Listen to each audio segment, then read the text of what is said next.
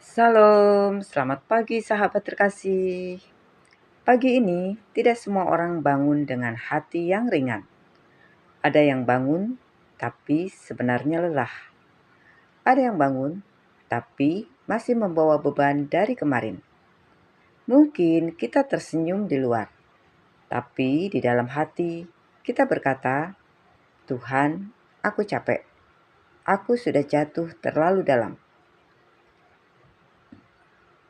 Dan justru di pagi seperti ini, firman Tuhan datang bukan untuk menghakimi, tapi untuk mengangkat. Mari kita sama-sama membaca firman Tuhan dari Mika 7 ayat 8. Janganlah bersukacita atas aku, hai musuhku. Sekalipun aku jatuh, aku akan bangun pula. Sekalipun aku duduk dalam gelap, Tuhan akan menjadi terangku. Sahabat terkasih, ayat ini tidak berkata, "Aku kuat terus." Tidak juga berkata, "Aku tidak pernah gagal." Tapi dengan jujur berkata, "Sekalipun aku jatuh." Ini adalah pengakuan yang sangat manusiawi, karena hidup ini tidak selalu berjalan sesuai harapan. Ada saat kita sudah berusaha, tapi gagal. Kita sudah percaya, tapi kecewa. Kita sudah berdoa, tapi keadaan tidak berubah. Dan tanpa sadar, kita jatuh. Jatuh dalam kekecewaan, kelelahan, kehilangan semangat, bahkan mungkin menjauh dari Tuhan. Dan seringkali yang paling menyakitkan bukan jatuhnya, tapi perasaan setelah jatuh itu. Perasaan aku tidak layak lagi. Aku sudah terlalu jauh. Aku tidak bisa kembali. Sahabat terkasih, firman Tuhan berkata, "Janganlah bersukacita atasku, hai musuhku." Artinya, ada pihak yang senang saat kita jatuh. Bukan hanya keadaan, tapi juga suara dalam pikiran kita sendiri. Suara yang berkata, "Sudah, kamu gagal. Tidak usah coba lagi. Tuhan pasti sudah kecewa sama kamu." Dan kalau kita tidak hati-hati, kita mulai percaya suara itu. Kita mulai berhenti mencoba, berhenti berdoa, berhenti berharap. Padahal itu bukan suara Tuhan. Suara Tuhan tidak pernah menjatuhkan. Suara Tuhan selalu memanggil kita untuk kembali. Sahabat terkasih, mari kita perhatikan bagian ini. Aku akan bangkit. Ini bukan kalimat emosi.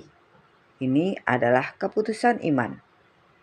Seringkali kita berpikir, "Aku tunggu kuat dulu baru bangkit." Tapi justru yang benar adalah kita memutuskan untuk bangkit di tengah kelemahan. Bangkit bukan berarti langsung berhasil, langsung kuat, langsung sempurna. Bangkit itu sederhana, tapi sangat berarti. Kita mau berdoa lagi, kita mau membaca firman Tuhan lagi, kita mau percaya lagi. Mungkin pelan, mungkin tertatih, tapi tetap bangkit. Dan Tuhan melihat itu. Sahabat terkasih, ada seorang wanita yang hidupnya pernah berada di titik terendah. Dia kehilangan usahanya, keuangan hancur, relasi mulai renggang. Setiap malam dia menangis, dan setiap pagi dia bangun dengan rasa hampa. Bahkan untuk berdoa pun dia merasa tidak layak. Dalam hatinya dia berkata, "Tuhan, aku sudah gagal. Aku malu datang kepadamu." Sampai suatu hari dia membaca satu ayat sederhana. "Sekalipun aku jatuh, aku akan bangkit." Tidak ada perasaan luar biasa saat itu. Tidak ada keajaiban instan. Tapi dia mengambil satu keputusan. Dia duduk dan mulai berdoa lagi. Doanya sederhana, Tuhan, aku tidak kuat, tapi aku mau kembali. Hari berikutnya, dia lakukan lagi. Tidak sempurna, kadang masih menangis. Tapi dia tidak berhenti. Perlahan sesuatu berubah. Bukan langsung keadaan, tapi hatinya. Ada damai yang mulai muncul. Ada kekuatan kecil yang mulai tumbuh. Dan dari situ, hidupnya mulai dipulihkan. Bukan karena dia tidak pernah jatuh, tapi karena dia tidak berhenti bangkit. Sahabat terkasih, firman Tuhan melanjutkan, sekalipun aku duduk dalam gelap, Tuhan akan menjadi terangku. Mari kita perhatikan, tidak dikatakan Tuhan menghindarkan dari gelap, tapi Tuhan menjadi terang di dalam gelap itu. Artinya, Tuhan hadir justru di saat tergelap. Tuhan tidak meninggalkan kita saat kita jatuh. Kadang kita berpikir, Tuhan jauh. Padahal sebenarnya Tuhan lebih dekat dari yang kita kira. Terang Tuhan tidak selalu langsung mengubah keadaan, tetapi selalu memberi arah. Langkah demi langkah, hari demi hari, sampai kita keluar dari gelap itu.